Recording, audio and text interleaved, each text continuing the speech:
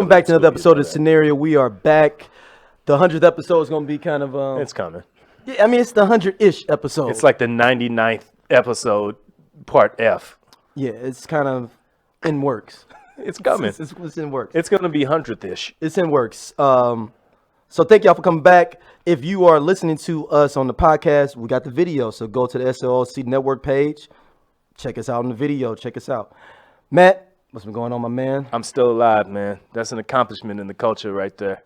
Yeah, I mean, there's a lot of people dying on these streets for these chickens. Man. There's a lot of people dying for a lot of reasons right now. We're going to get into that. Before we go much further, we got a return guest. Yes. So we were walking down the street, and I saw Travis. I said, hey, Travis, get your ass on the show. We're going to talk about black people stuff. I know you be wanting to do that. And now here's Travis Terrell, everybody. Because he never gets to talk about black people stuff. At all. Hardly ever. If anybody knows my show is that we never bring up race. Well, and see, no, it's a racial-free zone. Yeah. But see, the last time you were here, we talked about really topical things. We did. Like black opportunity. Yes. And, you know. And we got pretty deep though, because we was talking about, you know, being black and being on the air. Blackballed. Yeah. It's being black and being blackballed. Yeah. Yes. Those are two different things. Yeah, whole different things. We've but, lived you know, that life. you've got to be one to be the other. Yes. Can white people get blackballed? I don't. I think it's harder.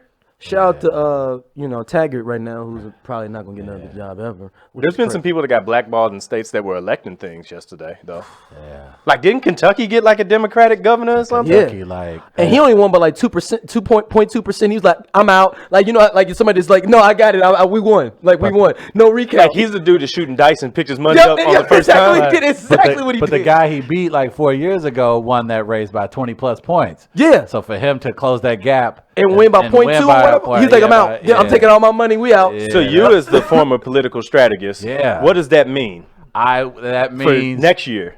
That means that a lot of people in the suburbs of Kentucky ain't for the bullshit currently going on. Yeah. So it looks like they're closer to the Cincinnati area where we're looking like. So it's Covington. It's very much like Missouri, where he's like, oh, it's red except St. Louis, Kansas City, Columbia, and that's where. Yeah. But St. Louis turns red when it comes to presidents, though. St. Louis County certainly, because there are parts of West County, St. Louis that certainly don't mind the rhetoric from this current administration. But we know South County is definitely. Well, yeah, that goes without saying. Well, it's been a busy. They actually just cast all their votes in general like an auto vote, like it's like an auto vote for South County. They proxy their votes for like 20 years. Like every time something comes out, you know what I'm doing. It's like drafting for fantasy, like it's just auto, like it's all right. So is it progression? Is it going to make things be more even? Not for that. I'm voting for the complete opposite of that. Anything that be potentially confused as being liberal, I'm not voting for that. Yeah, not at all. Okay, I got it. Yeah. Well, we've had a busy week and a half. We brought out a show that we did a week ago on Tuesday. And that was my fault, y'all. So that was like, because we're really stretching out this 99th episode. we really don't want to come back into real to the 100th episode. Version G, I think, or something like that. So we'll get there. We'll explain that when we get to that point. But the good thing is that this has been one of the top 10 most ridiculous weeks of the decade. As the decade's on its way out the door. We were trying to hold out, and we was like, man, we can't. It's too much stuff. Yeah. And we got our weekly email, like, you know, we're going to kick your ass email. Oh, did we get one of those? Same person. I think he gets that on auto draft. Okay. Where he's just like, he don't see it in his draft box for the new show. Mm-hmm. He's sending the email. Okay. Well, that's good to know. It's around in the mornings. On Friday mornings, it's like, is it like 10:10? Like, see, that's the type of advice that people give to young girls to say, that's not love. That's abuse. That's abuse. But we'll take it. We'll take it for what it is. I appreciate you. We'll take it for what it is. So let's hit these emails, man, before we get there, because we got a crazy sports world we need to touch after that. All right. First one comes from Zip. He says, Matt, you're going to have to speak for this Mizzou situation, man. What's going on with these ads where they basically saying like you just want to be African-American when you grow up? Is this an ABC after school special kind of feel, but it's on the Mizzou territory? Speak for the Mizzou faithful. Well, so I brought Travis here to do that too. Oh boy, because I knew that was happening. Yeah. And Travis used to be in Black Governance. Oh yes. Oh, you were? I was. I was part of the Legion of Black Legions, and they didn't let people like me into those things. Matt was an absolute leader on campus. I don't know what the hell he's talking about. I only came when I needed money. But no, I saw that same ad that went out that everybody was talking about, and I think based on our experience at Mizzou, it was the same reaction we've had to similar cases before. Disappointed but not surprised. I kind of looked at the calendar and I was like, oh, it's been a few years. Yeah. It's about time again. That train always on time with Mizzou when it comes to those. It was actually kind of late for you, Matt. Like it was like kind of late. When was the last time we had a real dust up? Probably. It's been more than 16 months, I think. Yeah. So when's the last dust up before this? I don't know what it I was was. thinking I'm the sure last it was one. I'm something thinking that we it's just the players, didn't the player realize, situation. There's things that don't go national that just happen too, I guess. Yeah. But we've got a black quarterback though, so I mean, I just kind of figured that it's not that good. I mean, it was. Well, he's hurt. He's hurt. Let's not do that. He literally got his knee torn in half. And, man, he might not even play this week. I wouldn't play him against Georgia for what. But anyway, so I kind of got into the weeds with this thing and found out, and some, I made a statement on Facebook about it, and and some people. Madness statements is like the State of the Union. It like really is. No, literally it is though. Like, and for some reason, Facebook knows that we do actually. So it's always at the top of my feed. Like, is it really? No, I do. It is. Anytime you put up something like where it's like, especially when you like really like passionate about something, it's at the top of my feed. So here's the thing about that Facebook statement. I did it in the last 45 seconds. I was awake that day because I was getting ready to go to bed, and I was like, you know what? Let me get this off my chest. This ain't set right with me for a couple hours. Let me get this off. I hit send and I put my phone down and went to sleep. But anyway, so I talked to a couple people from the school, and the way it went down is kind of like, this is unnecessary. So it's like, this is extremely why editing matters. Like, pass this thing by people. Like, just don't make these decisions and just put things out. Checks and balances, you know? Let's make sure that when we're making statements that should be important, and it kind of looks like it's like a version of the LeBron, I'm more than an athlete thing that the NCAA just tried to adapt because, they're some of the greatest biters of all time. Definitely. Talk about conservatism. We can get into them in a second. But, it just wasn't done the right way. When you look at the video and you look at the long form version of it, it makes great sense. But you can't do buzzword-worthy things and then just leave it there like that. Yeah, I didn't want to project. I don't know the individuals who are responsible for putting together the ad, but I know one thing that we really wanted to promote as students when we were at Mizzou was to making sure those faces, those voices were in those rooms. So when those decisions come about, you have perspectives that are needed in order for you to make a sound decision. And so, again, not knowing the makeup of the room or the people who made the decisions, I would wonder if that was a similar case where just not having the necessary diverse voices in that room to say, hey, dog, I don't know about this. This is something we may want to hold off on or maybe reword or make sure we're putting it out there correctly. I'm a proponent of having just one black dude in every room. That like helps. if you go in a room It goes and away. you're going to create something that's going to go out to the world, just be like the guy on the couch on Half Baked. Like, hey, black guy, can we run this past you real quick? And if he's like, nah, dog, that ain't for me. Look, try that again. On the branch of Midcoast Media, we have apparel, we have a PR side, and before a statement goes out or a T-shirt is made, yo, Travis, check this out real quick, dog. Is this cool? And it's generally it's really, what will Black Twitter think? And I come in for that perspective, and I go, no, this will work. And once they hear that hesitant, they go, scratch, let's get out of here. We don't even want to mess with it. So see, the WWE released that blackface T-shirt. Yeah. Oh, I didn't know what it was. There's a wrestler that's in NXT that's like an all-black T-shirt, and it's just like a mouth that's smiling with some eyes on it. Ooh. Like it looks like that Twizzler's mouth. Oh, no. First, if a black person would have been there, they first would have been like, yo, no black T, period. No, like off the top. Off the top. Like, but the wrestler approved it, though. But then he came back after the fact and was like, here's what happened. You ever done something and you just like, man, maybe I can get by with this? Because I did it. I kind of ain't feeling it. Like somebody make a joke and you kind of be sitting there like, yes. Am I going to have a moment right now? Am I going to stash this one? Right. But when they be like, he in NXT, he ain't on the main thing yet. So NXT is on USA every week now. So he probably had that T-shirt before it was on TV. And it was like, all right, hop on out there. He's like, people watching now.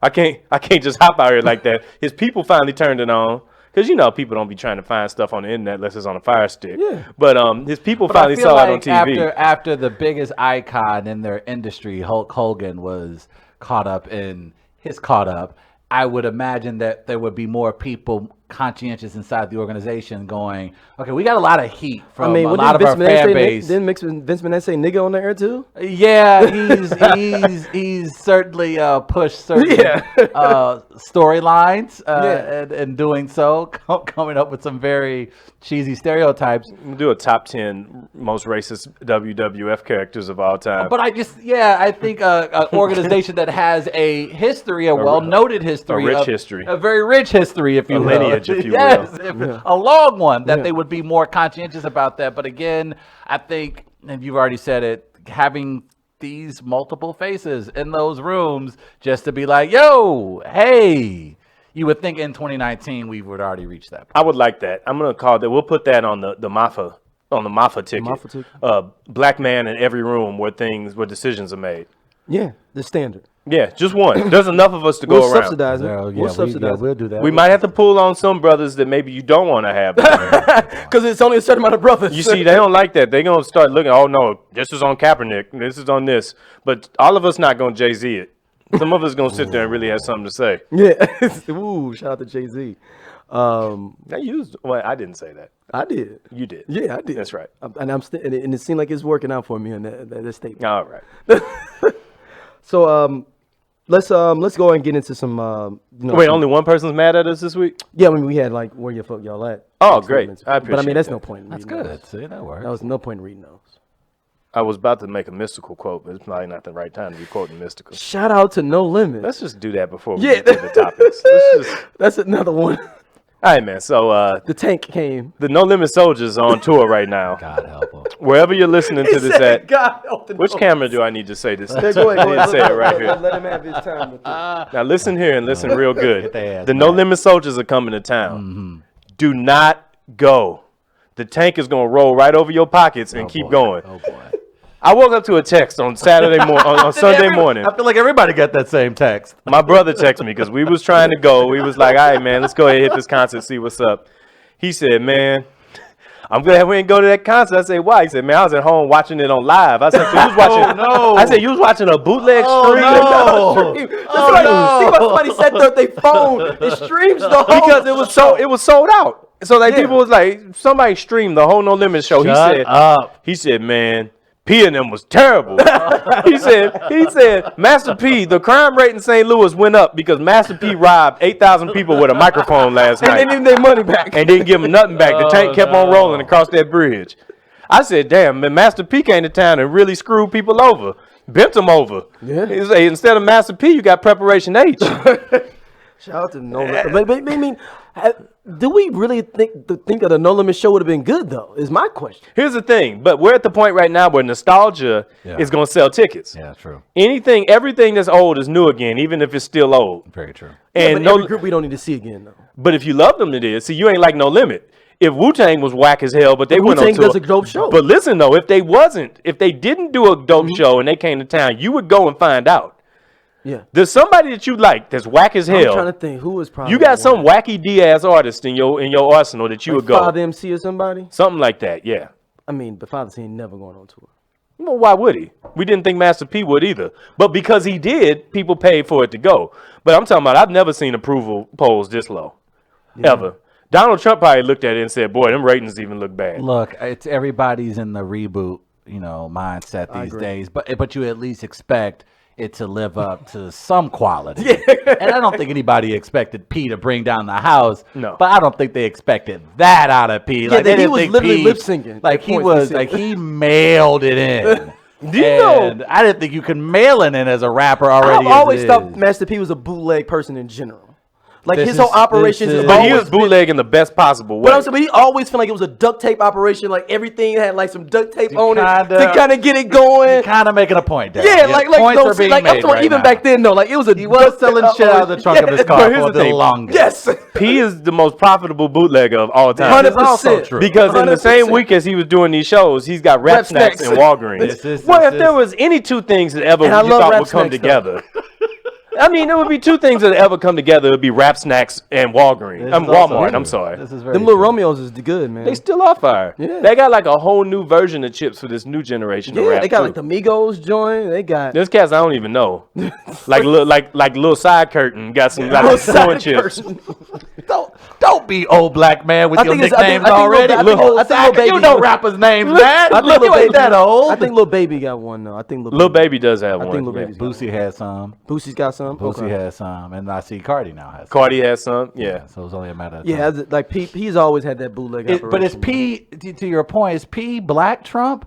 Because remember on MTV Cribs where P had gold everything, like in the name of Trump. So is he, in many respects, now that we've seen this bootleg performance, in many respects, is he now black Trump? Okay, let's compare the dynasties of Donald Trump against the dynasty of Percy Miller. Okay. Now, if anybody's made more bootleg items for white people than Donald Trump, I have no clue. I have no clue who it is. I don't think there is one. I mean, he had a university. Yes, he did. Master P had a clothing line. Yes, he did. Donald Trump has a clothing line. Yes, he does. Both of them have excessive gold accessories in their house, and they are devoutly followed by their people that believe in them. This is true. They also have children that have lived off of their name. Yes, that is also Literally. true. Literally. In both cases. Yep. Does Donald Trump have any brothers who have killed anybody in the club? Ooh. So let's look at it this way. Shout out to C Murder. Let's look at the things that are very white about Trump and very black about P, and we might be able to settle I this. think we're pretty close. So P's brother shot somebody at the cash table at a club, and then said he didn't do it, even though it was on tape. Yeah. Donald and Trump. showing him with the gun, waving it around like, Yeah. do you want some more? Hopped over the barrier in one of the blackest moves possible. And Trump's dad at least screwed over thousands of poor black and brown people with his housing in New York for years. And allegedly their grandfather or great grandfather was associated with the SS, I think, or something like that. Like, or they were selling stuff to the Nazis. Okay, so let's see. So let's compare those things. On some like what was the movie Inside Man? Like Inside Man type thing. White legacies is getting things handed down to you from your rich parents who have done crooked things and giving you money built on crooked things. Very much so. That's the Kennedy dynasty came from that. How America was built. However, they scrubbed it clean and The Vanderbilts, the allegedly. Rockefellers. Right. Shout out to Anderson Cooper. He was here this weekend too. But then for black people, the version of that is having crooked ass cousins and brothers that do things that get in the way of the good you trying to do, even if your good Or is kind of dope built money, on. or dope money. That's where I was going next. Financing your own. And that's where I was going next. Even if your whole industry is built on dope money, And also, you have to screw over other potentially successful African Americans, a la Ricky Williams or Sean Combs. or Sean Combs. So yeah, so in order for Are you saying Sean yes. Combs screwed over people? So who's more Trump, Sean Combs or Percy Miller? Sean Combs is by far. He doesn't have as many. He doesn't have bootleg the- cats attached to him though. But Sean Combs is screwed over way more people. Well, I guess P. Master P robbed 8,000 people with a microphone. He did do Master that. P We walked saw into that the live stream. Master P walked into the Schaefer Center this weekend with a microphone in one hand and a finger gun in his pocket and said, "Give me the loot." Yeah, and took it off. And had 100 people on stage. He paid for a whole bunch of people that used to be famous to come on tour with him. Mr. Servon was like a headliner. Yeah. Mr. Servon. At the same time, we say it's robbery, but isn't it also a little bit of you volunteering your wallet when you choose to go to a Master And P on top of, they concert said that he in did a bad. They did a 2019? bad show at the Essence Festival. They said too. Yeah, I think you kind of have to. It's almost he's maybe on the same wavelength as Lauryn Lauryn Hill, Hill. I was just gonna say that, So yep. essentially, when you decide to buy that ticket, you recognize that is a high risk. I think that what we're seeing is that initial Lauryn Hill reaction now for P, Yes. and people know better now. Yes, so I you think should know better nationwide. from now. So yeah, if you go to a P show from here on out, You know what it You is. tripping? It's no longer robbery. Is you And volunteering? St. Louis is the wrong taxes, so to city speak. to be coming and giving a lackluster show. That kind of made me proud with St. Louis booing, though. And the reason I say that is that took us back to remember the '90s, how we used to boo people. We didn't care for that. We stopped doing that. Like St. Louis got kind of pussy, man, for a while. We used to boo people in the '90s. That's true. We used to run people off stage. True. We used to do all that, man. We did. I You remember. sound wistful for the days of. Man, we used to bring the torches, Yeah, the whole nine, the we used to pitchforks too, and be do that to outside. people, man. People knew, like, yo, you ain't You remember fucking back around when we used to whoop our own people's ass for not being good? Yeah. Man, them was them good old And days. all I heard was people booing, and I was like, yo, it was a cat right now that took his last money. He's on probation working at 50 UPS. bones, y'all say was ticket starting More price? than that. It was starting it there. I think some people paid like $125 up front. Yeah, that's It was $200 to be man. frank. 200 up front? Yeah. See, yeah, It was enough money where people felt like they needed to go on Facebook and defend their decision. Yeah, I kicked it last night. No, you I didn't. still had fun. No, you didn't. He ain't like, no, the hell you You had, didn't. you had to defend your UPS, managership money that night that you had to make. It was I know people to make real money. That's They what was I'm there and they was just like, hey, I had fun. I kicked it. Like, no, the fuck. No, you didn't. Master P did lip sync the whole goddamn night. You He did did. not So have fun. Some people said he lip synced at best. Damn. Like when the official review in the paper, shout out to Shout out Kevin to Johnson, Kevin Johnson. when he said this was better fit for a grimy nightclub. And I was like, man, I was at a grimy nightclub on Saturday. And man, I was kind of happy that show didn't show up there. I was happier that we got to listen to, Bounce That Ass Be on Tape. They said he only knew the words to like one of his songs through and through. Damn. That's unfortunate, man. Well, I just hope it doesn't kill the whole nostalgia act thing that's happening. Because there are some people that could go out that I would be down to go see. Who do you have in mind? But that if they decided to go back out on tour, I go see Cash Money. A lot more hits, more contemporary work. I see Cash Money. They still are working. They still doing their thing. And you could run solo sets with Lil Wayne and Juvenile. I went to a Juvenile and show I could do about that. 5 years ago. It was dope. Yeah, I pay money. He didn't for do that. high though. really. I was like, "What are you doing, man?" But he did do the most important song of the last 50 Yeah, years. back that ass up. Yeah. No, yeah, that's It's why. the most influential piece of music. kinda If Back That like Ass that, Up man. don't get put into one of them things they launch into space Yeah. to give an example of what Earth is all about, time capsule. Yeah. Back That Ass Up needs to be in the Smithsonian. Can y'all imagine, like, in about 20, 25 years, that's going to be, y'all don't know nothing about this jam. It's gonna be the electric slide. It is going to be like, so your kid's going to, Yep. like your kid's going to have it on, and you're going to be like, y'all don't know nothing about backing that ass But they up. but they gonna be playing it. They're gonna be playing it because They they like, are. yo, it's still dope. They're gonna be playing it because our people was playing it while they was cleaning the house up.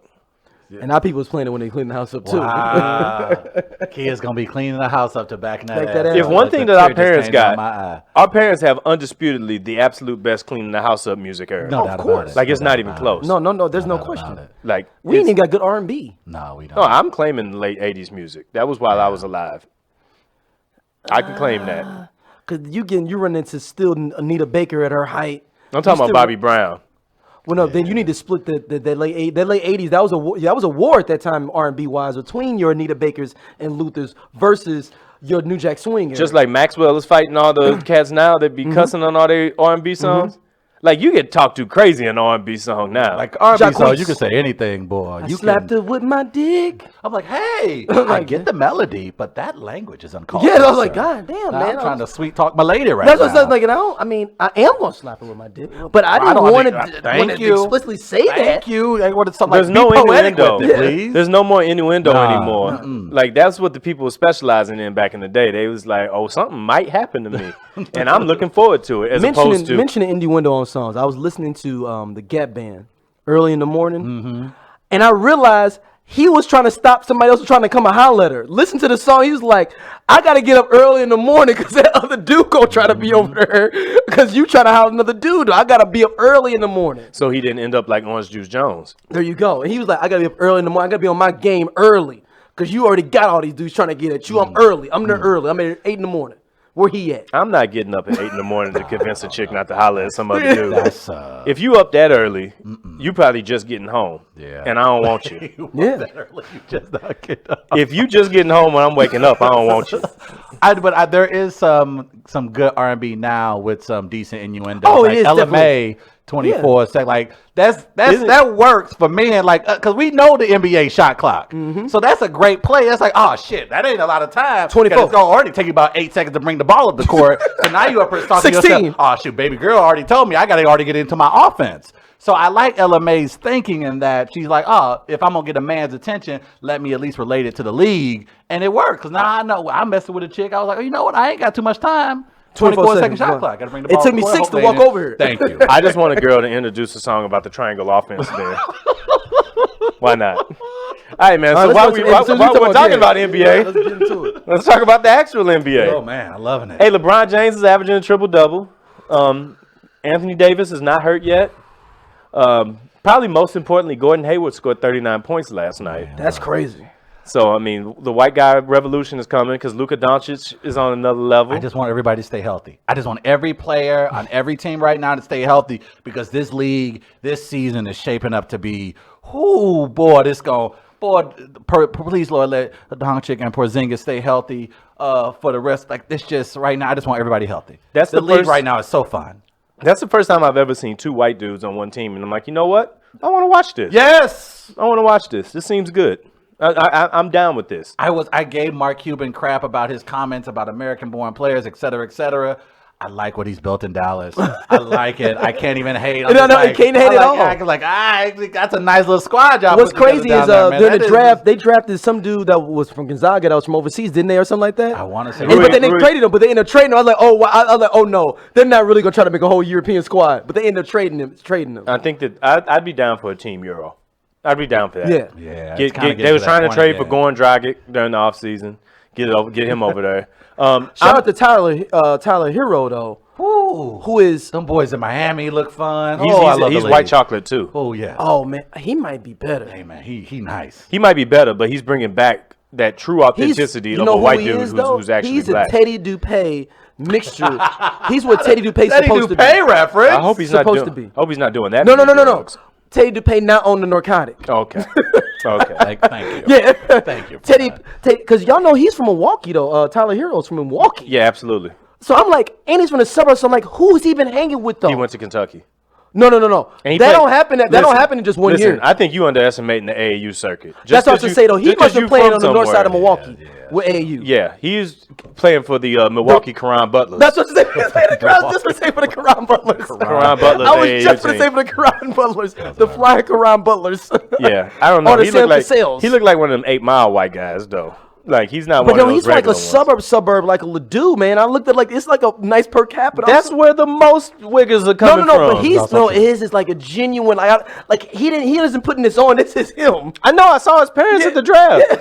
They ain't fake white parents. They was real, authentic white parents. Those are real white parents. Those are Major League Baseball white parents. Yes. Those are white ass parents. It's because if he had like the general white NBA parents, it'd be just his mom there. You know what I'm saying? It'd be like, we barely made it out of Covington, Kentucky, and we made it here. No, them cats was like, we already paid for real. Do you guys like the shake up though? I feel like it's been like a WWE brand split where they shake it up. Like I feel like the league is you got the Warriors, of course, with guys hurt. It's open season for everybody. Now, while the Clippers and Lakers are the early favorites, I just feel like what you see in the East with Philly and of course you got the West, you got even teams like Phoenix that are becoming fun to watch. Devin Booker, sweet Jesus. Yeah. What's out for a while too, because what's out? Yeah, it's because you got DeAndre Ayton now. Exactly, so I just really right now the league from like on both conferences, top to bottom, there's just something fun to watch every night, and that makes me really. And and what you're saying about the WWE like shakeup thing, that's 100% real because you got to think now we don't nobody knows who's going to win. Like we literally all like. Your guess is literally as good as mine. You can say the Bucks. As long as everybody trust you. I look at Markelle Fultz and Mo Bamba in Orlando. I was like, oh yeah, they got those guys down there. Gordon, and Aaron Gordon. Aaron Gordon. You're just like, wow. You forget. You see Atlanta. You got Trey Young. You got Collins, who will of course missed 25 games because of his suspension. But you're looking around the league, and like I know New York Knicks suck, but man, like RJ Barrett is nice. He's still there's something to see on every team. Yeah, there's no team that you can look at and say there's nothing to see. Like there's somebody to tune into every game for. True. I guess we just got Chris Paul on that island in Oklahoma City just living. No, you got Shai Gilgeous-Alexander down there. You got some guys that can ball down there. Oklahoma City beating a few people too. Yeah, so you can go up to Sacramento. You still De'Aaron Fox is still fun to watch. We want to watch them, but they ain't. No, the Kings is fly. They ain't winning yet, but they got guys you want to watch. It's like there's no unwatchable team. Okay. Right. There's somebody to watch on every team. Even the teams that are just what about the Hornets? You got Terry Rozier. Yeah. But you had to stretch for that. You had to stretch for that. You had a little bit. Maybe for the occasional Michael Jordan in the suite look. Yeah, you got that going for you. Miles Bridges take off on somebody. You might at least get to see a highlight. I mean, in the past, there's been some teams I'm just like, nah, I'm good. Yeah, I agree. Like, I'm just flat not doing that. Yeah. Like last year's Knicks, no, I'm not doing that. This year I get to watch RJ. RJ's doing a lot for that squad. So, and it's going to get better. I mean, because Paul George ain't back yet. And I mean, and potentially it could get even better next year. Yes. When you get KD come back and you get Steph Curry and Klay Thompson, like the league could get better. This could be a warm-up year. So, I don't know. We'll see. That's fun for me, and I think good for the NBA. Yeah. And I just said, after a rough off-season, as far as, they kind of bumped their heads down in China, but I'm glad the league is now what it is. So it's really fun to NBA watch. is like the song by Ill Al Scratch. I looked up and down and said, I'll take her. Like with NFL, like everything the NFL does wrong, is like, you know what? We don't do that. Like literally, it's almost like they literally do something next week after NFL does something that people think wrong. No, we take care of our wives of our players. Yeah. We have a full program. You be like, God, they had a program this whole time. They the Suge Knight of it. Like, you tired of your teams being all tied up in some racial issues? Yeah. You tired of seeing the coaches dancing in the videos? Come on over to the NBA. You tired of your players beating on their wives? We don't know. We just might not publicize that. Right. But, No. They rolled out a whole domestic violence program. Baseball did that, and it still happens. But so I don't know what happens in people's houses. No. The NFL didn't even have a program before. The NFL is here for chaos. They're like WCW. But now the NFL almost feels like they've taken a page out of the NBA because it is the year of the black quarterback. My God. Shout out to Lamar Jackson. You got Lamar Jackson, Russell Wilson just with no PR training. With no PR training. Lamar Jackson running past, around, and over them Patriots on Sunday. I almost stood up in my kitchen and saying, lift every voice and sing. Yes. You get to the second stanza though. Sometimes I went to an all-black elementary school. They taught us that thing forward and backwards. Okay. But looking at Bill Belichick, had that curious look on his face, like I've never seen one of them do this to me before. One of them. He said one of them. My God. One of them do us. One of them. Wow. One of them. Good Lord. Oh my goodness. That was we mentioned it on my pod that was like, man, is that the most like Black Lives Matter moment of 2019 was just Lamar Jackson just like, take that, Patriots, bring down the undefeated Patriots. My goodness. With that black Ravens jersey on, only thing would have made that better if it would have been a white running back out there. Like we could have reanimated Mike Hallstatt, or if Christian McCaffrey played for the Ravens. This is the thing, though. This Lamar Jackson would have happened earlier in the history of the NFL, but wasn't for one player that really kind of stalwarted the black quarterback situation. And the black quarterback could have evolved to the level I want him to be. Oh my, I'm interested to hear this. Michael Vick with the Dogs set back black quarterbacks for at least 3 to 4 years. Because the black quarterback, like Charlie Ward. Oh, no, Tommy Frazier. No. I'm going. Michael Vick was a phenomenon, dude. You got literally he put Atlanta on his back. Like that city was literally no athlete has fit the city more in the history of sports than Michael Vick in Atlanta. Exactly. I'm counting Jim Kelly in Buffalo. Yeah, that's what I'm saying. That's the whitest person in the whitest team. Be like, yo, I'm going to Magic City after this. Meet me there. That's Larry what we Bird could have in been. Boston is pretty strong too. Yes. That's a pretty strong. Even though Larry was way more not Boston than we've laid upon. Yes. I think that bad when white people checked him. I think that when you talk about people that fit their city, the most of all time, Michael Vick in Atlanta is number one by far. Number two is Magic Johnson in LA. Oh, good gosh. Nobody has that personality, that city, and that time. Yes. About the 80s. Talking about a just cut from Central Casting. Like you got this guy with his amazing smile. He's already Showtime at Michigan State. And he was Showtime. So he was. I may want to argue now. Magic may be one because for that. No, because Magic made it. And Mike didn't. Okay. Oh, yeah. That's a good. Like you got to take somebody the fall. Else. We talking about the Allen Iverson for Philly. I was gonna say John Stockton for Utah is number 3. Oh, good God. Karl Malone for Utah as well. Yes. For your black population of Utah, your model black citizens. Yo, nobody's lost their blackness more than by where they played than Karl Malone. And that's before we even knew about all the other stuff. Yes, that's also very. But like immediately we looked at it, was like he playing where?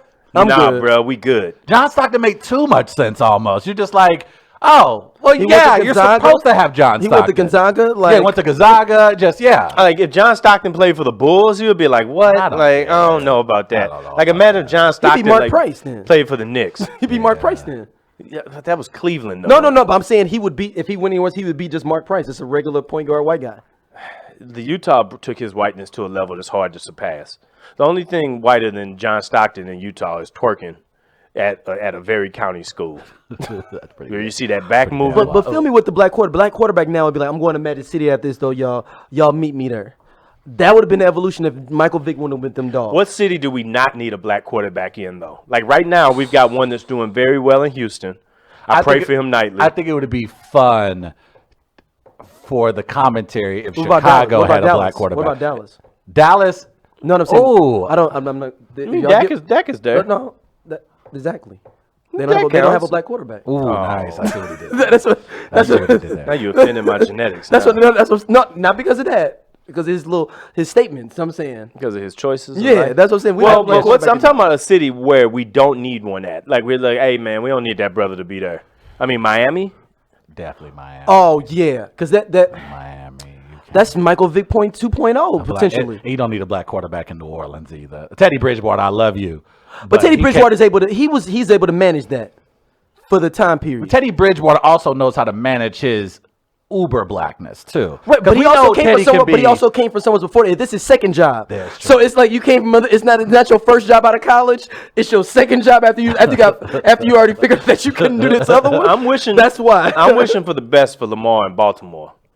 I'm wishing for the best. Baltimore works though for him. They'll give him. They can embrace him. Yeah, they'll give him his room. He can do that.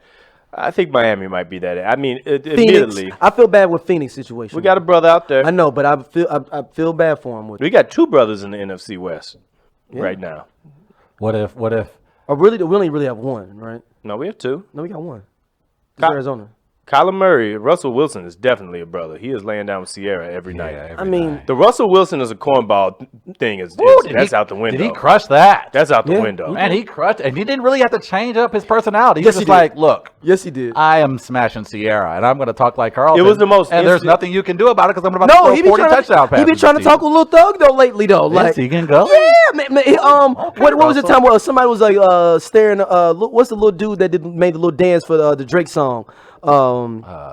What was it? I forgot his name. Jigaboo Brown. Something like that. Yeah. And he was like, he was doing like something with ESPN or something. And he was interviewing. He was like, "You looking at my girl and stuff?" He's like, "No, I'm good." He kind of pushed Russell out the way, and Russell was like, "No, cuz," like basically like, oh wow. And it's a little like 17-year-old kid, and he was trying to check him. So I was like, okay. There's no 17-year-old that wants a piece of an NFL quarterback. No. He was trying to get at Sierra. Though. I know he don't want no. Oh no, he don't want the problems. Russell got them hands. Russell box. Yeah, you don't want them issues. Russell boxes. Don't get it twisted. There's been nobody that I can remember in recent history whose blackness has gotten like snaps than Russell Wilson when he got with Sierra. It changed the whole thing around. It's like if Karl Malone started dating Anita Baker in like 88. That would have been the equivalent. It changed everything. Like imagine if Karl Malone started dating Queen Latifah. You would have been like, Karl Malone's wife is black though. You know that, right? Yeah, but I know what you mean. It's like Ben Carson's wife is black too. So bingo.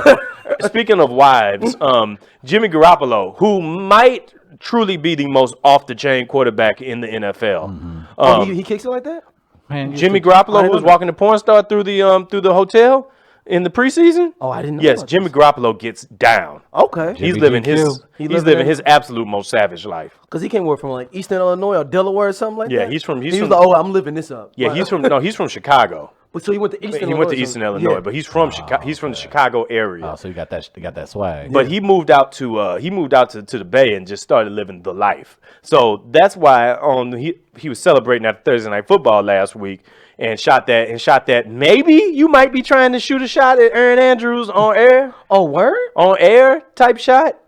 On the podcast version, we're gonna cut to the audio for this right here because it needs to be heard. It needs to be understood. And he says, "How's it feel?" He says, "Feels all right, babe," and then runs off in the distance like the Marlboro Man. I was wow. So it's like the Nelly statement, unless you're gonna do it. I'm playing unless you're gonna do it. It was a definite unless you're gonna do it moment. But she's married to a dude who's in the NHL for like 12 years. Oh, he gets down there. He don't play no games. He probably got three natural teeth. And it's that goddamn thing. He got 3 teeth left. Like, if there's a key for the type of women who you don't want to holler at based on they dude, like, listen, man, I'm not going to be the dude who sits here and, like, knocks all dirty macking. Don't try to dirty mac my girl, because it's going to be some Russell Wilson-like confrontations that's going to happen. Right. However, if he got a cauliflower ear, got a nose that's slightly crooked, and or played in the NHL, think about it. Maybe just think about it. Because there's not going to be too much you're going to be able to do to him short of hitting him with the Tanya Hardin crowbar that's going to slow him down. I mean, he's married to Erin Andrews. She's making like $3 million a year. That's a golden goose. Yeah, he ain't letting that go. Because he ain't making $3 million. If you're Jimmy G, you understand the behavior though. Like, what is Jimmy G? Maybe 24, 25? Yeah, he's absolutely big dogging. Yeah, anybody. 8-0, only undefeated team left in the NFL. And he got that big contract. You're the guy who backed up Brady. Jimmy G's probably running the triangle offense 5 days a week. Did he get a ring with New England? I think he did. I thought he did. I could be wrong. Maybe. I don't know. Who doesn't have a ring with New England? Yeah. So, yeah. But if you're Jimmy G, I think we would all love to have been in that situation. When you got that much swag, You the man of the town. One of the best. Yeah. It's kind of hard to turn you down. Kind of hard to turn that down. Yeah, I mean, he's probably walking the streets like Caesar right now. So, I mean, it's probably all love. God bless him. Let's get into one of our main topics of the evening here up front. We've got 3 of them this week because it's just been that rich of a topic. So, this week, we're going to move into Chicken Wars, A New Hope.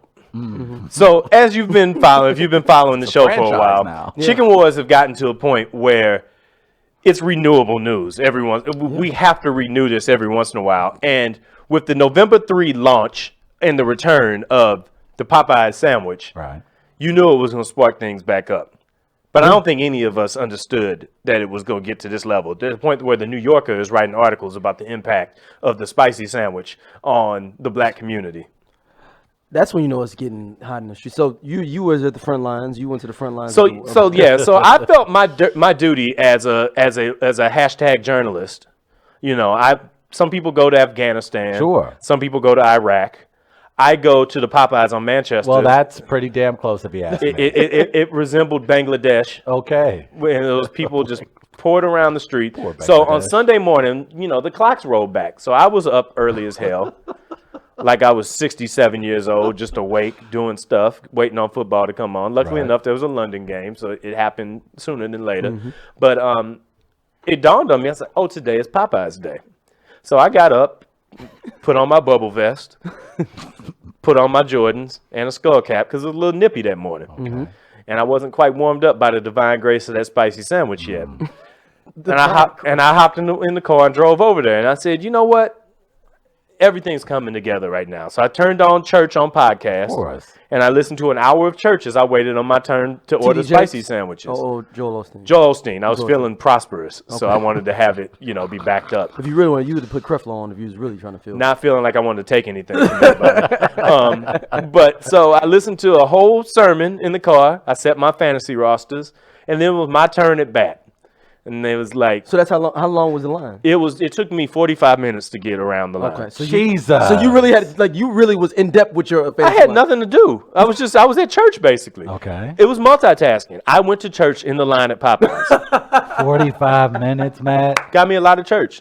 That's a long. There's no way that anybody can criticize the time. You went to one in Pennsylvania? No, I went to the one on Manchester. I ain't going to the one in Pennsylvania. You get shot over there. I ain't doing that. I know my neighborhood. Went to the one on Lindbergh. I know my neighborhood better than that. I was literally in the neighborhood in Manchester. Gotcha. So it was just go here. Plus, it's the white people one. Yeah. That has black people that work at it though. Yeah, that's the key. That's a whole nother thing. You got to go to the one where black people work at it. Yep. And she was showing mad love in the line too when I got up there. Her spirits were high. Good. I like to go get limited edition things when people's spirits are still high. I learned that from my days of getting J's in high school. You got to go when people aren't worn down and tired of people coming up bothering them. For them J's. My sandwich was popping too. Like I took it out the bag, that smoke came out that bag, that steam came out of that joint. I could hear the little Popeyes lady humming a little bit in the background when I got to the joint.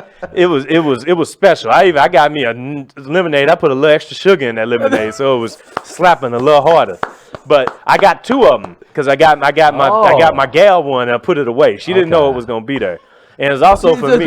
This is you being sweet. Like, I got you. No, it was for me testing my devotion. Because I said, if I can leave this Popeye sandwich in this house for the 7 hours it's going to take for her to come back, and it's still there, I need to really go through with this marriage. Okay. So I'm going to go through with the marriage because it's a real thing now. You got to test yourself sometimes too. That's real. But 45 minutes, got some church, got everything in. But my experience on the front lines was the minority experience. Because apparently the Popeye sandwich has been causing hysteria like the Purge in other places.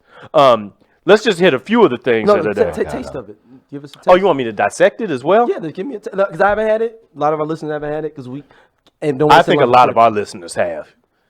Maybe true. I would think that most. Was it worth the hype? I went on Facebook today and saw that my father, who was one of our listeners, had one on his desk at work, and I don't know how the hell that happened. So he had the lunch special. He had it spread out. Oh, good God! On his desk, and I was like, "Dang, how you get one in the middle of the day? Which one you go to?" So I'm thinking he might know where I might be able to get another one on the low without having them problems. You got to go to the places where the police gonna be posted up in the parking lot. I think that's the key. Okay. Because in Pagedale, they're not doing that. No. So, but it was fire. I'm not finna sit here and be that person that divides our people even more by saying what's better between that and Chick-fil-A. Right. For me, it's a different type of jam. Amen. It's like watching a football game compared to watching a basketball game. It just depends. But at the end of the day, it's all seasoned, it's all good, and it all brings us closer So the sauce together was as the black fire people. too? The spicy sauce? It was just a spicy breaded sandwich. There's no spicy sauce. Oh, it's no sauce? There's sauce, but it's not spicy sauce. Okay. It's like some mayonnaise or something. Okay. And some fire pickles. You know, crispy cheese? like your Did you regular get pie. cheese No, on no cheese. No Okay. cheese. We don't need no cheese on You don't this need no stuff. cheese on this. I don't need no cheese on either. I don't want cheese on any chicken sandwich, though. Oh, you don't do cheese on your chicken? No, I don't want that. That's not how I grew up. Okay. That cheese is extra 35 cents. Okay. I need to say that. Yeah, no. That's my thing is that That was I can. That was add a it to black the- and mild. See, that was my thing is I have the 35 cent that I would like to use because I can pay for it. I want my cheese. See, but did you want the black and mild too? I will get my black and mild too. So you was just rich then. Yeah, No. you live Not in back a then. I gated was talking about Phil community, now. apparently. No, I'm Yeah, talking about okay. now. No, I'm talking about when you I was growing talking about up. now. No, I'm talking about now. No, I'm talking about back then. I never got cheese on nothing. Well, that's what I'm talking about. I just never Yeah. grew up eating cheese on my chicken I know, sandwich. but now I feel like I should So- eat cheese 'Cause on you've it earned it. because I've earned it. Oh, so cheese on a chicken sandwich for you is a mile marker in how far you come in life. Yes. That's fair. That's fair. Oh, yeah. Buying a house in the suburbs. Yeah, exactly, Very quick. exactly. Every Very time close. I get a raise or come into some, oh my goodness, it's like every time I'll get money to do something like talk on into a microphone, it's great. I go and buy something that costs too much money for what it is. Like back when the chicken selects was at McDonald's and they was like $7 chicken tenders. Yeah, that was ridiculous. Yeah. Oh, I went and bought them though when I came into some bread because I was like, all right, I'm gonna treat myself. hey, we own now. We just true. took a step forward in life. We can get $7 chicken tenders. When I grew up with them joints that was in that bag where no matter how long you cooked them, a couple of them would still be cold. Yeah, that's true. Yeah, them joints. But no, it was great. It's good. Okay. I look So- forward to my next encounter with it. However, the event that the impact it's been having on other people has been something different.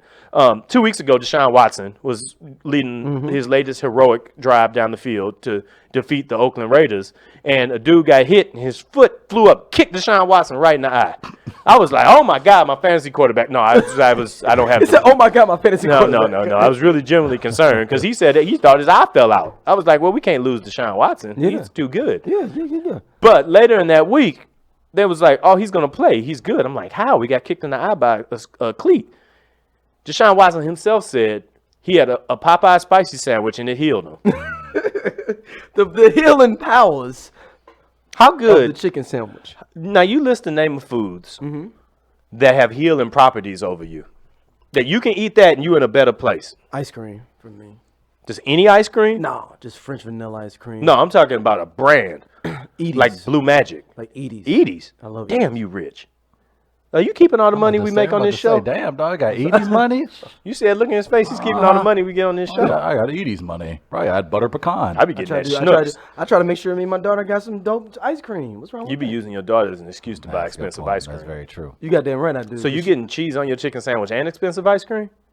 Yeah. Yeah, you investing in funds. We're gonna talk after this. What's your comeback food? What's your food that you eat and you like, you know what? We back, baby. Man, I tell you what, like I had the Popeyes chicken sandwich. Oh, you've had as well. and Okay. it was like bathing in a tub of Rihanna's. God damn. That's what it was like. And so it was. Wow, y'all really gonna make me I go look, get but this again, that's motherfucker. just it's my personal preference. It's again by no way am I not am picking knocking. sides. I'm not picking sides. No. But I have to acknowledge greatness when greatness is put in front of me. And we are witnessing greatness right now. So at this point, like everybody can argue back and forth, but I'm just thanking God every day. I wasn't sure why I was put on this earth, but I was hoping that it was for a moment like That's this what that chicken and to be able to experience it. It's top 5 fast food moments in the history. Hey, yeah. In history. It like take you back. Like I remember my first White Castle, and like this what does it for me. Like it hit so hard where I like. You know, like that White Castles you have when you've been away for a long time and you can't get it? It's like that White Castle. Yeah. when you've been gone for St. Louis and LA. Like, But you bite into that joint, and because that bread fire too. The bread is the part that gets undersold. the toasted bread. Special thing. Damn. Now, should it be responsible for people getting stabbed? See, now that's another thing. killed? Yeah, I wouldn't go that far. No. Should there be fights breaking out at Popeyes across the country? I would hope not. It looks like the purge Ugh. at every Popeyes. We ain't. Here's what it's a perfect storm. It's because you're talking about there are minimum wage workers, exhausting hours, people who are hangry. So you have this perfect storm, and it's almost like it's a powder keg, unfortunately. And I hate to see people getting stabbed and fighting over this. But it's that damn good. What do you want me to do? Yeah, it's You may have to stab somebody over this sandwich. Is that good? But that's bad management on Popeyes, because I literally would have like Stop. When have you ever had faith in Popeyes? I'm about to thank you. That's like people going to Isn't this kind of the only thing that could get worse is when Churches brings out a sandwich. You think? Because Churches ain't got no damn drive-through. Yeah, they don't. Churches let you know up front. Look, y'all know why we here. Churches gonna Bring give your you that dumb ass sandwich. in here. We're gonna give you this steroid shot up chicken. It's got a bunch of crispy. I don't know if a turkey thigh, chicken thigh is supposed to look like that. I don't know, but you're gonna eat it because it's $8.99 that come with a biscuit and corn. So shut up. 40 pieces too for that $8.99. So here's the thing that I realized about Chicken Wars, and we'll get into some predictions on what the next strike on Chicken Wars is going to be, because we all know that the next chapter in Chicken Wars is The Empire Strikes Back, which is going to be Chick-fil-A. Yes, Chick-fil-A gotta. Hey, Don't respond. you thought it was over, but it's only the beginning. Yeah. The thing here is this: first of all, I'm going to comment on that Church's situation. Okay. It would definitely come in that yellow corn bag too. That's the bag. Oh, you talking about the sandwich? Yes, it absolutely would. Got it. But it's about to cause a conflict in my life. Uh-oh. Because if the chicken sandwich lines exist for too much longer, I'm not going to be able to get my rotisserie Popeyes turkey. Because you're there for something else. I'm here for something completely different. And But you have to call for that though, don't you? Yeah, but I can't get in.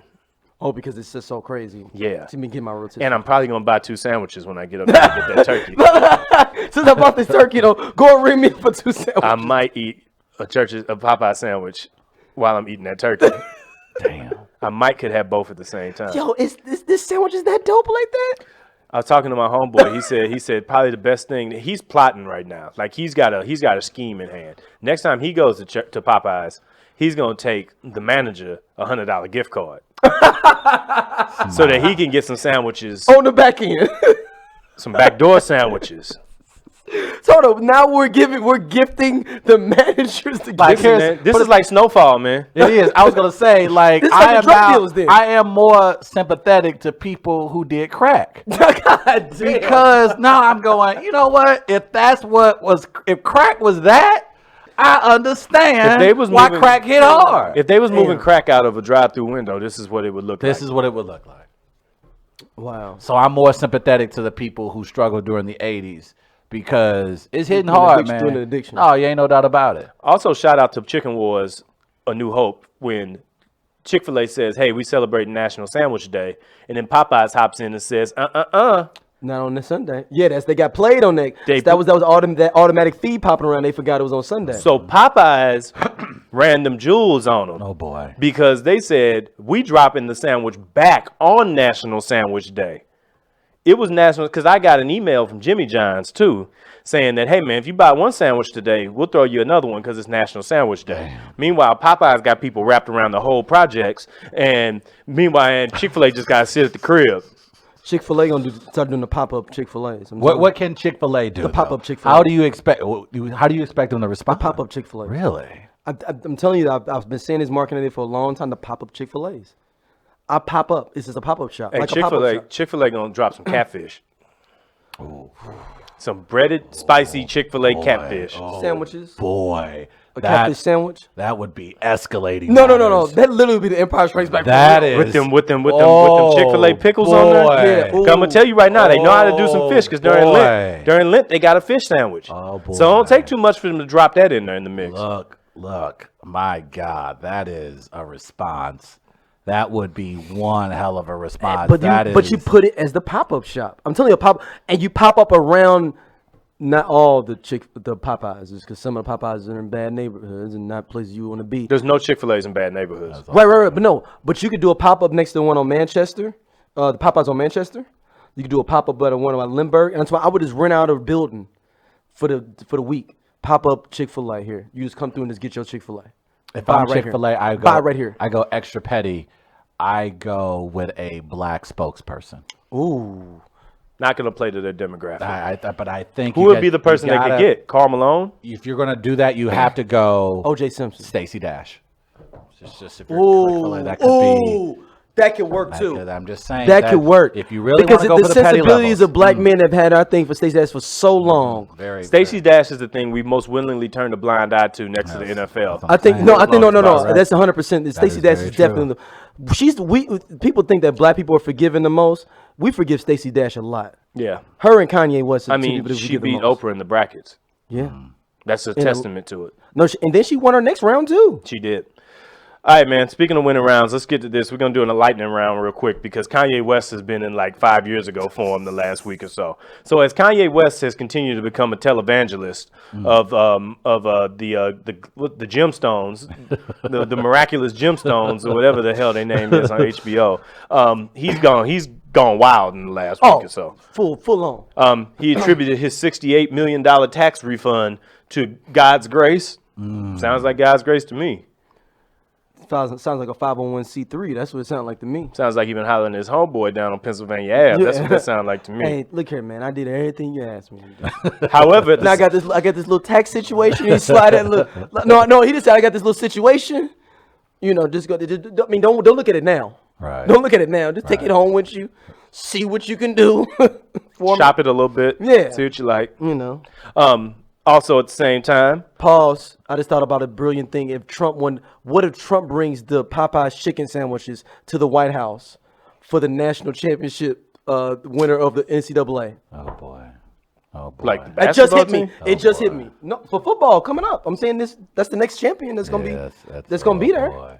Trump don't strike me as a dude who's got that fine a taste in fast food. That's also a good point. His fast food taste is depressing. But he's going to start pandering a little bit more to black people more and more. He's in Atlanta this weekend, and then he's going to the Alabama LSU game. He's going to his base down there. But he's going to Alabama like for black people, like literally going to a black like. He ain't gonna find him at the Alabama LSU game. No. But he's doing the Alabama, but he's doing both though.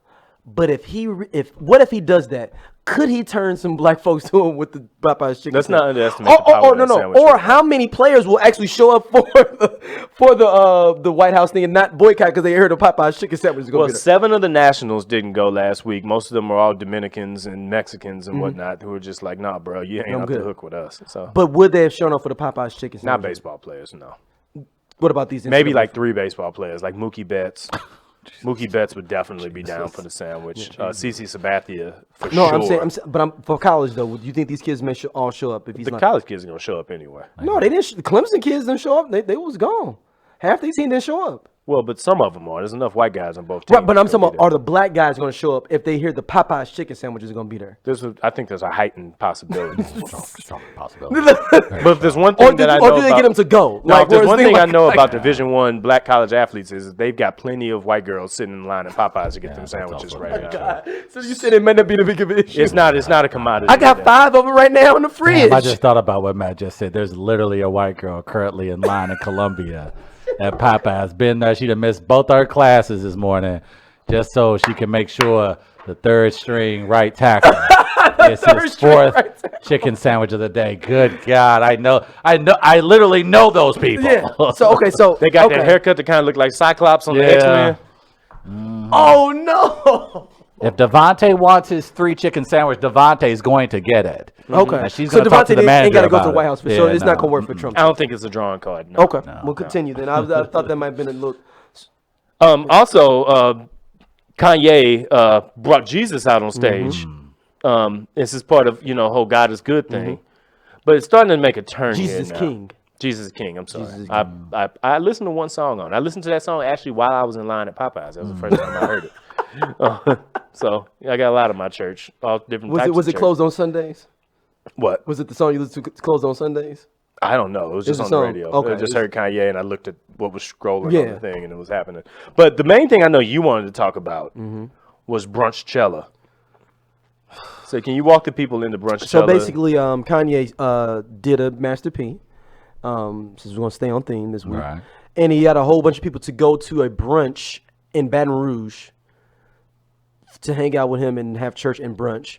But it ended up being like one basically a half a sausage, a bacon, and like a flapjack.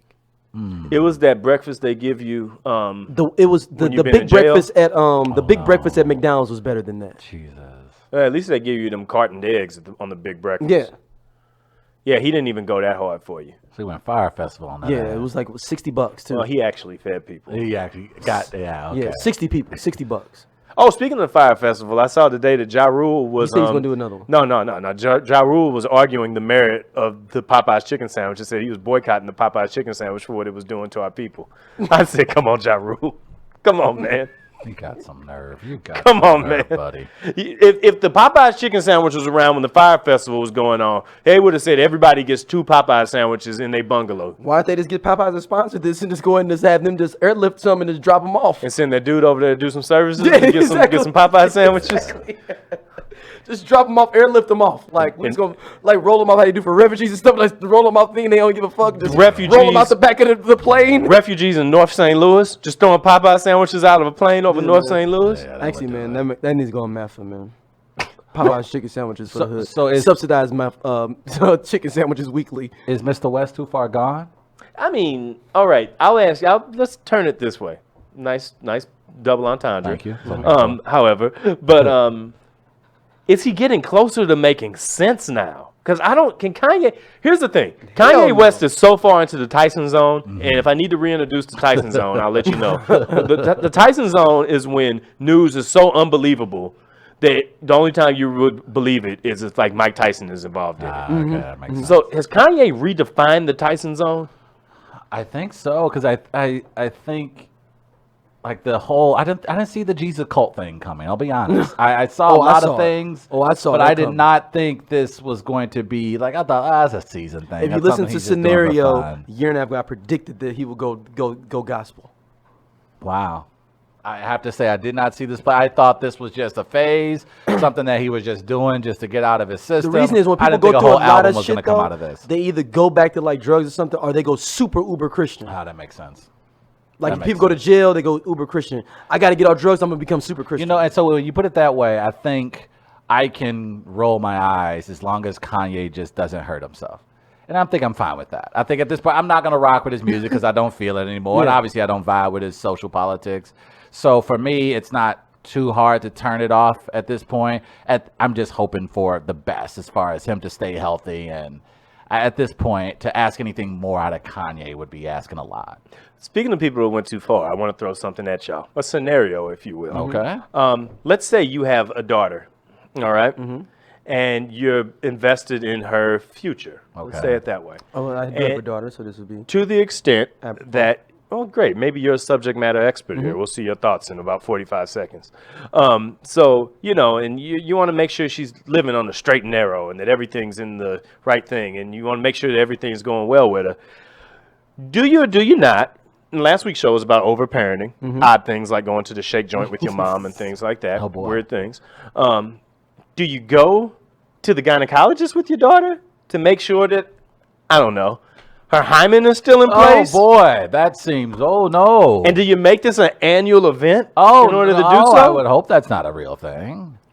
Well, it happens to be a real thing, as Mr. Clifford T.I.P. Harris I should have known that was in the news today for saying that he goes annually with his daughter to check to make sure that her hymen is still in place. Expeditiously. What do you say? What the end of expeditiously? Expeditiously, yeah, that's his big word, expeditiously. That's the definition of the fucking jail motherfucker that comes out of jail and learns a couple of words in the dictionary. Smart dumb nigga. Yeah. Yeah. There you go.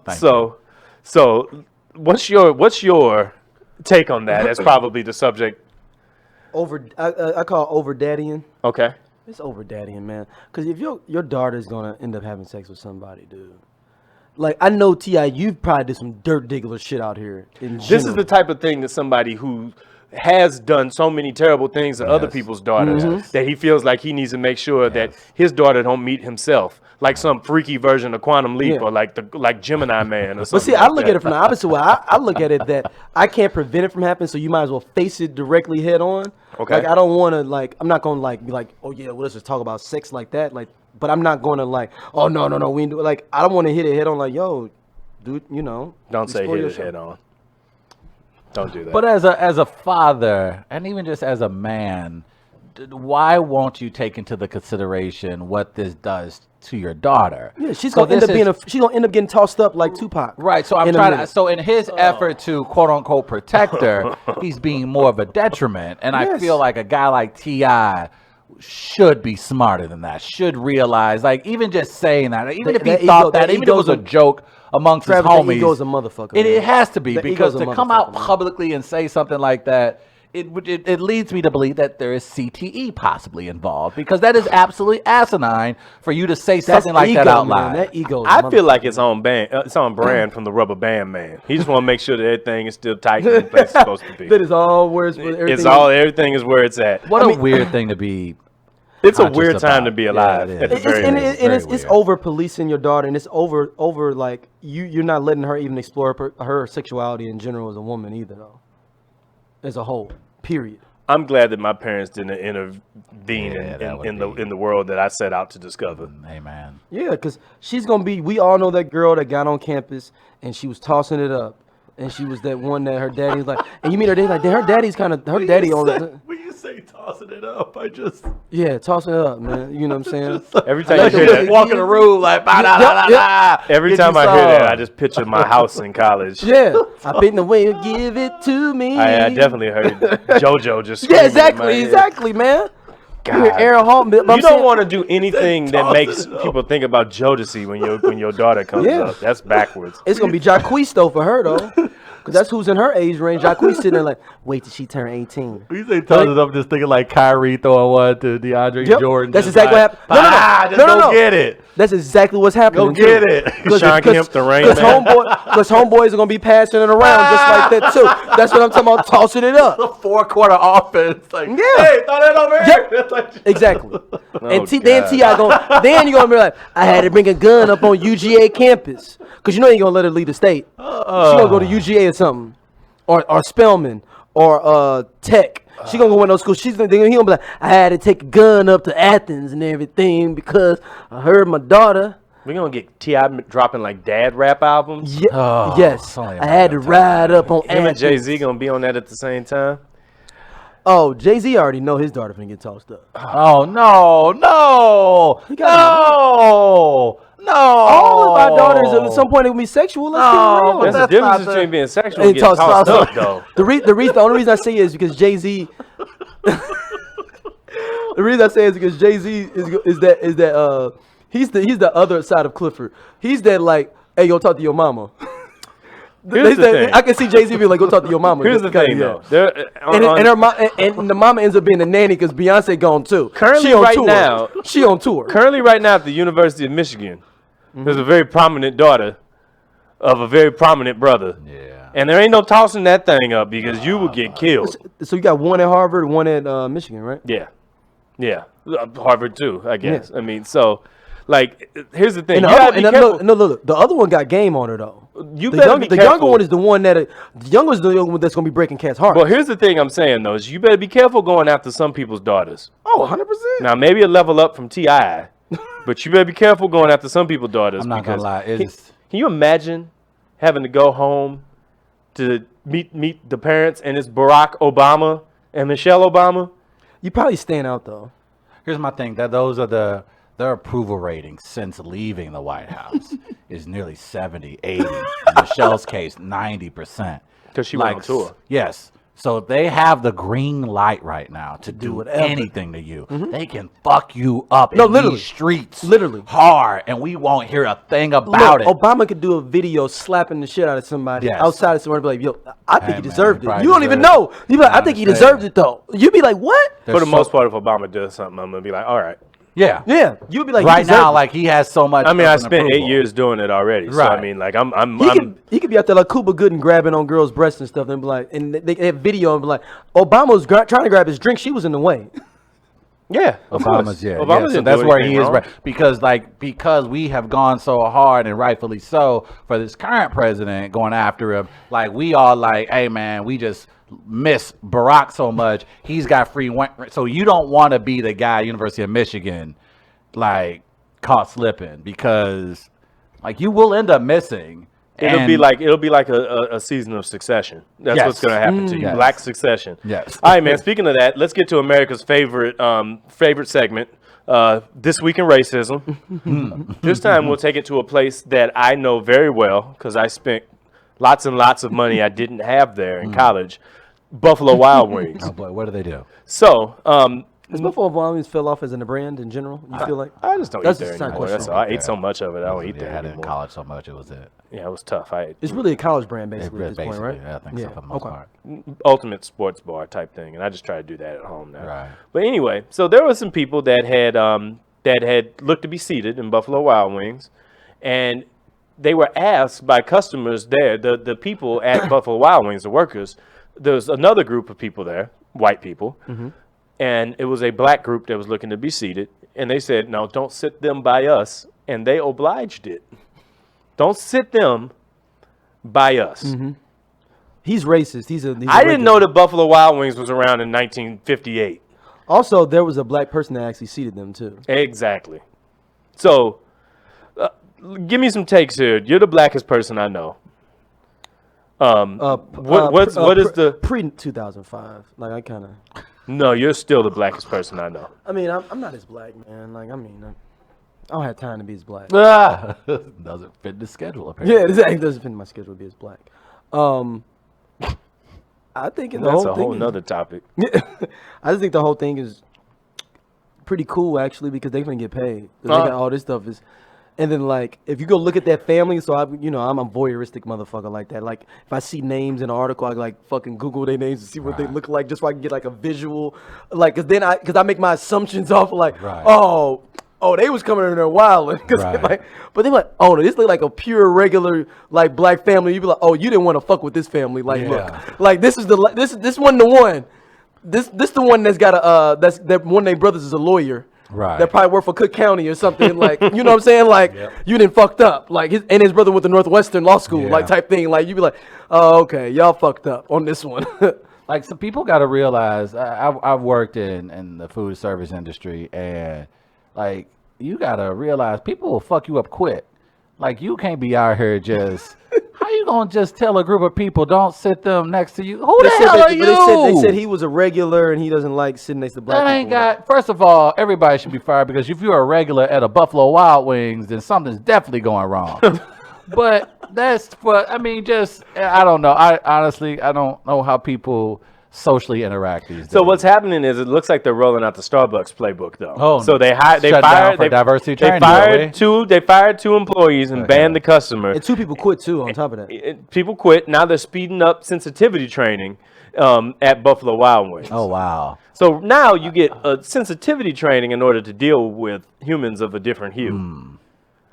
Do black people have to go to those though? I think so. I think a lot of times required to go. I know, I get it, but I would write Starbucks like, yo, I'm black, man. You already know. Right. I know what I'm doing. I mean, we all know it's us. If you ever get the chance to go to one, you should go though. Yeah. Oh yeah. No.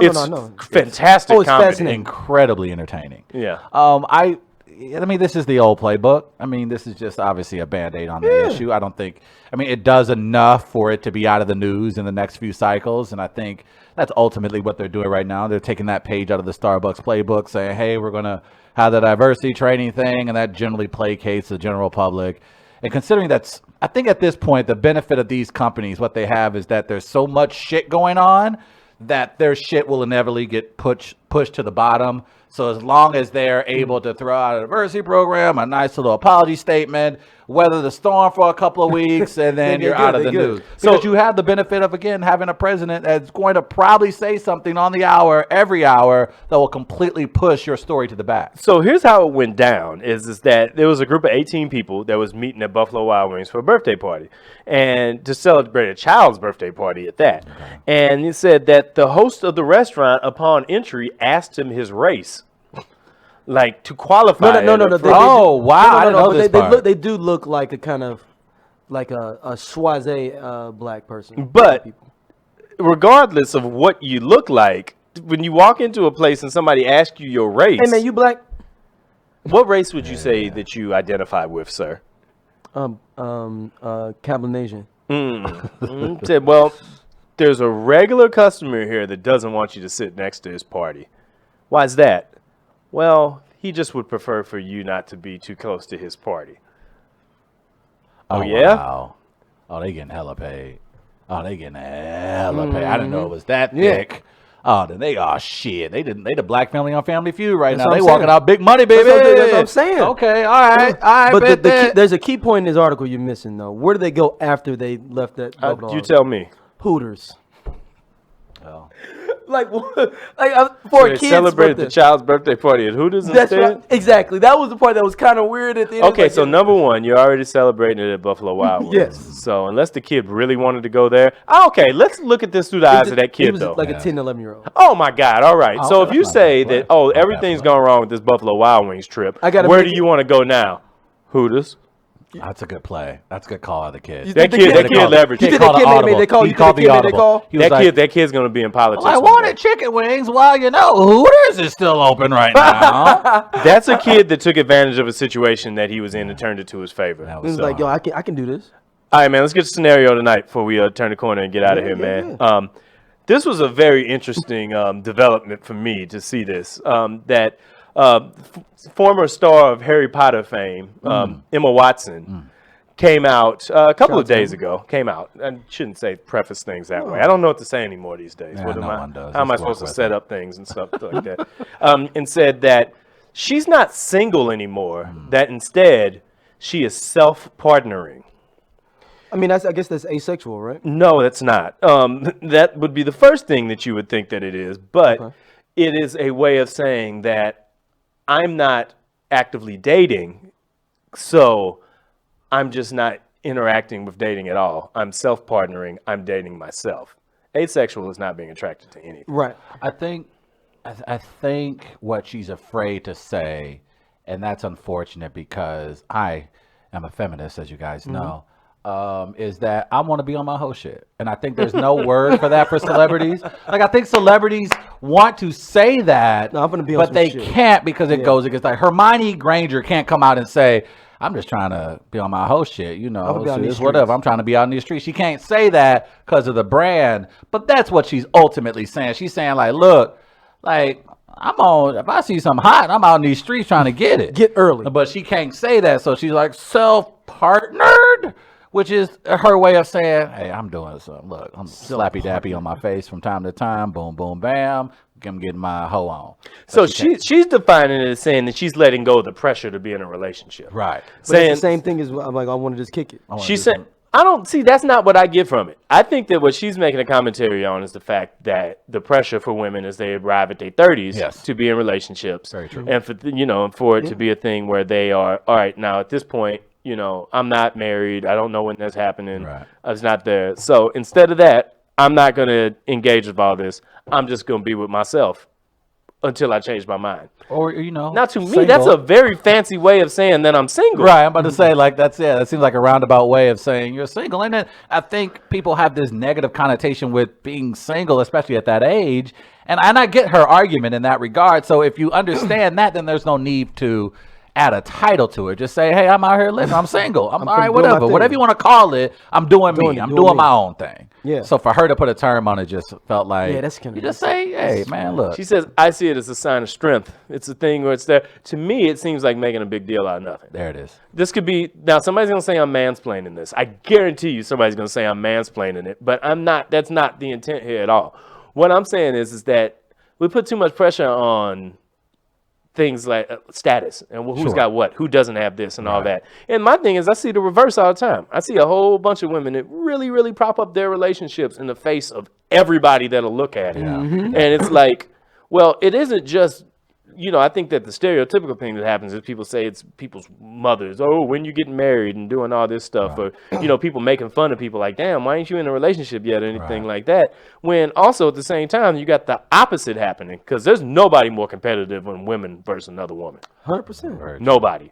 Lakers, Celtics, Red Sox, Yankees, the Hatfields, the McCoys.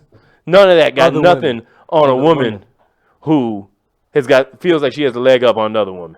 I think it's Emma Watson's way of like maybe relating to younger women or women who are coming upon their 30s. So I get the intent, the spirit behind her statement. At the same time, to your point, Matt, it's just like, hey man, you single, ain't nobody it's so worried about how it's qualified, and they're just freaking go out there and enjoy it. You Emma Watson, I know you're getting some nice scared. Harry Potter royalty check, so live off that. Head up to the Hamptons, get you some, 3 or 4 NBA Ds, and then just keep going out. Go pick up some chicken sandwich. Look, I guarantee you, she ain't got to sit in line for the chicken sandwich. No, a Dicka Mortis. Just make a Dicka Mortis. Let's do that. You're good. Just do that. Just say that next time, Hermione. Don't do that while I'm here. I don't know if you said it the right way and it happens. I wonder if people that do fuck her actually do that. You have to. Like they try to make her do like Harry Potter. Apparently, nobody's doing those spells, and that's what this whole thing is about. Nobody. But she's the type of chick that'll pop up in a relationship with like 50 Cent or something, and you'd be like, "Damn." Like how Young Jeezy's in the relationship with the one woman from To Talk or whatever. Yes, the Asian woman. Yeah, that is the weirdest shit ever, man. Shout out to Young Jeezy, man, who figured out like. You're gonna have Emma Watson and Giannis Antetokounmpo dating within a year or so. We need that. That may be a relationship that saves our country. It'd be and Greece. It's gonna bring Greece and America closer. No, neither one of them are from here. It's gonna unite the United Kingdom and Greece in a way that they haven't been in years. I don't know, man. I don't feel like this is as big of self-partnering. Listen, man, self-partnering sounds like something you do with Pornhub on your own time. I'm about to say, man. That's what I thought self-partnering was. Shoot, in college, I would at least do 2-3 times a day. Very self-partnered. I wasn't in a relationship the entire way through college. Self-partnering a lot. The people's partner. Yeah. The people's partner. Speaking of which, before I want to throw one more thing in here. Yeah. Did y'all see the BMF belt on UFC this weekend? No. So the UFC had a fight this weekend. Nate Diaz came back against Jorge Masvidal. Is it Madrigal? Masvidals. Mazmatov? Molotov. Chris is producing this show. He knows his name. Masvidal. Masvidal to you as well, my Caucasian brother. But they had The Rock come out with a belt that literally says "bad motherfucker" on it over his shoulder. It's probably the dopest thing I've seen in forever. And it went to the winner of that fight? Yeah, it went to the winner of that fight. It doesn't like carry on. Does you have a I didn't know that. So is this belt can be up for grabs? No, it's just I think it's so it's like the $1 million belt where it's just kind of there. Dana White's winking a nod. It's got to be a wink and a nod. He said that it's a fight between two guys that are so tough there just needs to be a belt on the line. I'm like, well, then have them fight somebody that actually has one. And have them do it that way. So the belt came out before the fight happened. The Rock walked out with it to his wrestling music. And took it into the ring. The Rock is cooking? Yes. They didn't get in trouble for that when Vince McMahon put but here's the thing. They've got a good relationship. Watching Dana White go from a handful of years ago, just Vince McMahon, we're not about being this professional wrestling life. And now to see the marriage between the two brands I think you look to Vince, and if you're a promoter, who better to look to than Vince McMahon? The Ringling and Barnum Bailey brothers of this century. Absolutely. All right, man. Before we get out of here, we got to give a special RIP, man, John Witherspoon. Yeah, John Witherspoon, man. Oh, we got one more top before that. What? 50% of the women. 50% of the women did what? 50% of the women that have a backup plan already. Oh, I forgot about that. That's the ultimate plan B. I had that in my notes. I just didn't know what it meant. I'm sorry. Let's do that, then we'll go to John. Well, you go ahead. Yeah, man. so basically it was an article that said they polled women and said 50% of women have a plan B already lined up for their relationship after. Like a person, not an actual plan B. No, not because that's the other 50% of women. They've got that. Knowing that women think way ahead, I would not necessarily doubt that. 100%. Yeah, I wouldn't doubt that. That's why dudes, when they do like break a woman and they didn't know, that's why they get killed. Cause they ain't had no plan. They didn't have no plan B. Yeah, that's true. What, Craig? I had a 3-year more plan before you left me. Yeah. Before I left you. Yeah. Oh, so you're saying that you're stepping on they had just stepping on that plan. They had just let their plan B go. Yeah. And then it didn't happen because of that. Yeah. Oh. Okay. Yeah, because every woman's got. Or they plan B just got married. Or they plan B. They don't mean nothing. I think they definitely have their sights set on something else. They definitely find that next person quicker than guys. So it leads me to believe So most of the time, it leads me to believe that they had It's somebody. if they want to take that next option. 'Cause they get a lot more shot at them than we do. Also true. Very but true. they got to want to take the degree of difficulty is. And we're talking about, and there's a lot of factors into the game of age for the woman, the attractiveness, all those different kind of factors. Right. If you're a dude of means, I think you can bounce back just as fast sometimes, Right. depending on how to break up. With them. Very true. Depending. But yeah, to have that many women already have a plan B in mind, I think it's more. They always plan I think ahead. it's more than so 50%. that makes sense. 50% are just willing to acknowledge it. There The you crazy thing in the article is they says that it's probably somebody that he know. Somebody 100%. in his crew. That's Oh, wow. and his crew. Now that moved it into our circle of expertise, and I said, like, what member of the crew is gonna hop on another member of the crew's woman? That's a. I mean, we talked about this before But about when the a thing crew is, gets destroyed. Yeah, but this is the thing is like, I would think the crew has got it whittled down to the people that wouldn't be doing that to this point. But you never know, because that's where the story of the movies. That's how every story is. Like, I never thought it had been Chris. If it's one You thing, know, what I'm saying? if it's one thing, that's how it always is, though. Like, true. if it's one thing that can get a dude activated, it's some opportunity he didn't think was going to be available. That gets a lot of dudes activated and get a lot of dudes shooting themselves in the foot. that does bring out the shooters off the bench. yeah, like oh, that ain't even she out your here? game. That ain't even your game. But you out taking this shot? When the hell did they sign Kyle Korver? Mike Miller still in the league? Yeah, buddy. Or the aspect of she out here playing. When Cass, you just the real thing is, I think it's more of the surface people that are just kind of cool with you, more than like your people. Right. I think it's more the people that are like, oh man, we kind of cool. We're associates or whatever, you know. Maybe We all right. And then they were like, oh, she off the bench. Yeah. Let's go hang out in South County. Yeah. Because he don't hang out down there. Right, wow. Okay, well, you gotta keep your circles tight. Keep them circles tight. But I mean, dudes probably do too, though, man. Dudes have it lined up as well, of like they wish list. I wish him. Yeah, but I think that like more or less our wish list is like things that we just can't touch. Period. You said like it's unattainable. Like a with- bathtub of Rihanna's. Yeah, like What's Like, your it's backup, not- dog? Oh yeah, man. Collar Pratt, I'm good. It's not Diana around the corner. It's like No, man. don't do Beyonce. that. Like, yo, if I get out this relationship, Right. I'm gonna get at Beyonce. Like that's how delusional we are. Like, yeah, in our it's like ego, we're not looking at like what's right around the corner. Now you know you're gonna have a pack of women like bullshit. You out here looking at everything walk past you in the grocery store. I'd be like, when I'm in the grocery store, I am hungry.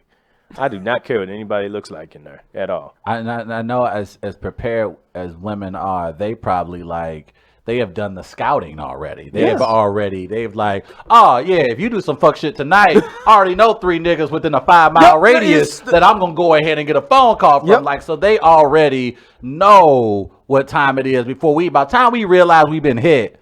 She already, on the 2-minute offense somewhere else, right? that's there. why So- that's why the Scud missile always affects women more than men. I think. It's like Dr. Manhattan just running around out here just destroying shit.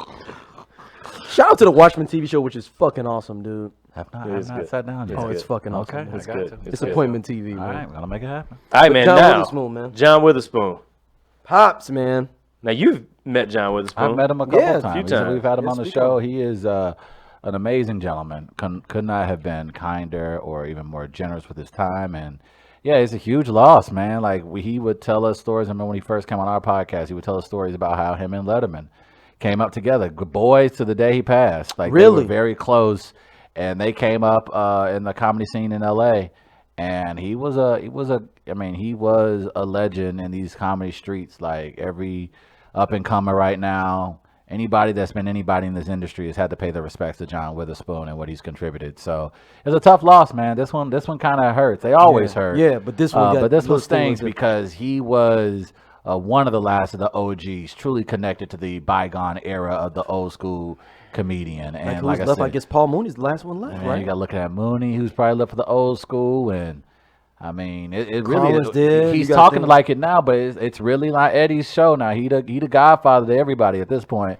It's Eddie's show now officially, just the way he's been promoting himself recently. But yeah, John Witherspoon was one of the OGs, and that was a tough loss.